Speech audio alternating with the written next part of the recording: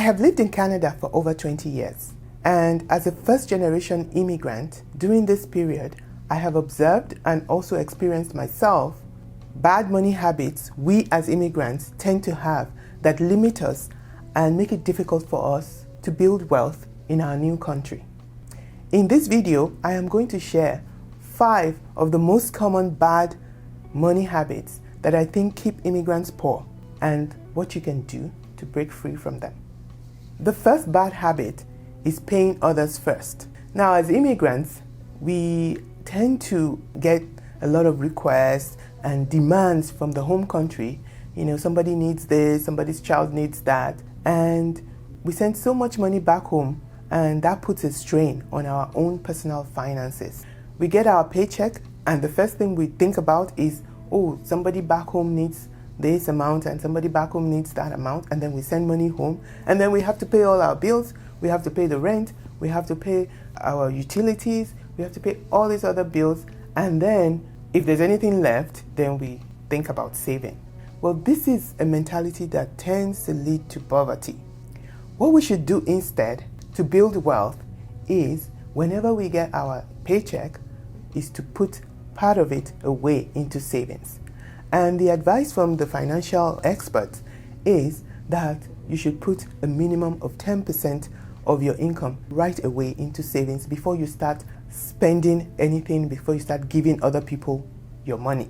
And, you know, for me, as a person of faith, in addition to that 10%, I also take away another 10% to give to the things of God, those things that I consider dear to my heart. So for me, I put away at least 20%. And what is this money for? I mean, the first thing you want to do with that money that you put away by paying yourself first is to build up an emergency fund. Like, you need to build up some money. You need to have a stockpile of money that you can easily fall back on. If you have an emergency, like your car breaks down, or there's some medical emergency, or you have to spend some money that you did not plan for, then you know that you have some money in savings to put towards that, and you are not left out in the cold whenever that happens. So this emergency fund is going to be like 3 to 6 months of your expenses, so that if anything happens, maybe you lose your job or anything like that, you know at least you are able to survive for that period. That's the first thing you want to do with the savings that you put away. The other thing you want to do is pay your debt. Is there anything you owe? Debt is like a chain that binds you. So you need to break free of debt. And so by saving money, you are saving up as well to pay off your debt. And the best thing to do, according to people like Dave Ramsey, is to tackle your debt from the smallest to the largest, and then have that snowball effect of paying off your debt. Whatever money you save, start small and start paying off your debt. Of course, when I talk about debt, this is excluding debts like mortgage, and then after you pay off your debt, then you can start investing. And the problem that we immigrants also face is that we don't start investing early enough. We wait too long to start investing our money. And that is because of all these demands on our resources. We are so focused on helping the people back home and spending money that we don't think about building up for the future. So you don't have to have big money to invest. You can just start wherever you are. Start with whatever amount you have and start to invest, start to put away money, like in the stock market. Talk to financial specialists and start to invest your money. The second bad money habit is living on credit and debt. So these Western countries like Canada, US, UK, Australia are credit-based societies. This is where you need to build your credit score in order to get to a level where you are able to get loans. For example, if you want to get a mortgage, you need to build up your credit so that you can get a mortgage and you can buy a car and things like that. So people come into these countries as immigrants, and they are captivated by the kind of credit facilities that are available. Like when I first came here, I was so surprised that you can buy today and not pay for 2 years. People can get sucked into this and buy everything on credit. Even nowadays you can go to Walmart and you can pay part of your grocery bill and then pay the rest later. What may not be clear to people about all these credit facilities is if you fail to pay back credit, like these monies that you have spent on credit, if you fail to pay it back, the interest rate that they charge you can be up to 22%. And if this happens, you find yourself just trying to play catch up every time to pay back your bills, and you are never able to do anything else. So be aware of this, and also be aware of many predatory lending practices that actually target newcomers, that target immigrants. Like these payday loans. They will tell you, we give you the equivalent of your salary today and you can pay back later. But when you do pay back, like the interest can be even sometimes up to 100%. So you have to be very careful about that. What to do about this, and what has worked for me, is don't buy something if you are not able to afford it. If you want to purchase something, make sure that it is something that you can afford. Even though you are purchasing it with your credit card because you want to build up your credit score, just make sure that it's something that you can afford. And even though you buy it on credit, make sure that you are able to pay back at the end of the month, so that you are not charged that credit card interest and you are not owing the credit card company. The banks make a lot of money on credit cards, and so don't be fodder for the banks. The third bad money habit is not budgeting and being in control of your own finances. You need to have a budget that will stop you from overspending.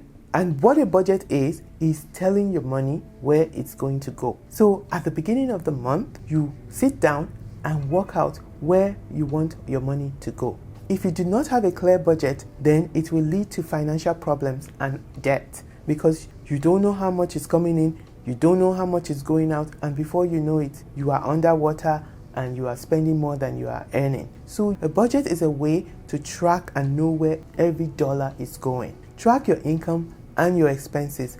Use different kinds of applications. I mean, on the internet today, there's so many different kinds of applications. I can think of Mint, I can think of Every Dollar, or even a spreadsheet. A spreadsheet can help you to keep track of your income and your expenses, because like they say, whatever gets measured gets managed. So if you want to manage your income and expenses, then you need to measure it. Bad money habit number 3 is when you bite more than you can chew. In this society, there's a lot of shiny objects that's always put in front of you all the time, in form of advertisements on the TV, on the road, on the internet, on your phone. Everybody's asking you to come buy this, buy that, buy this and buy that. We tend to fall into the habit of buying what we cannot afford and then buying the wrong things. Like, for example, when you want to buy clothes, or you want to buy shoes, or you want to buy bags, and these are just things that you need, like utility things, and then you go and you buy the designer ones. You go and buy the Louis Vuitton and the Coach and the Michael Kors, the expensive ones, when you can actually buy something that's cheaper and that will be functional as well. Or when you want to buy your first house and you go for the biggest possible house because you want to keep up with the Joneses, buying things that you cannot afford with money that you do not have to impress people you do not even like. So yeah, this is another habit that is keeping us poor. What we should do rather is, instead of investing in all those expensive things that we don't really need, what we should do is to invest in ourselves. Invest in education, invest in learning how to build wealth, invest in self-development. We live in a fast-paced world. Don't get left behind. Improve yourself, level up, like they say, and keep up with the advancements in technology. Keep up with advancements in your career so you can earn more money and cut your coat according to your size. Bad habit number 5 is not understanding the financial system of the new country. Now, the largest bill that you pay in Canada, for example, is probably your taxes. Everybody complains about taxes in Canada. Oh, taxes are too high and government takes all your money.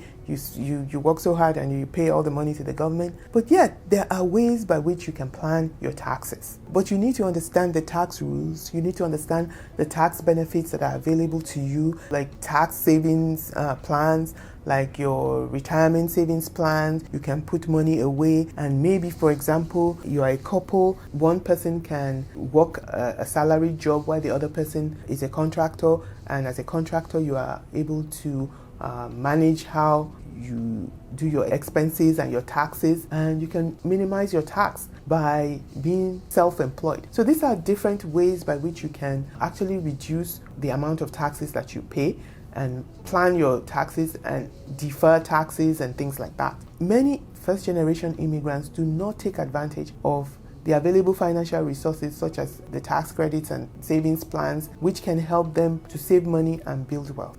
What you need to do is to seek professional financial advice when needed.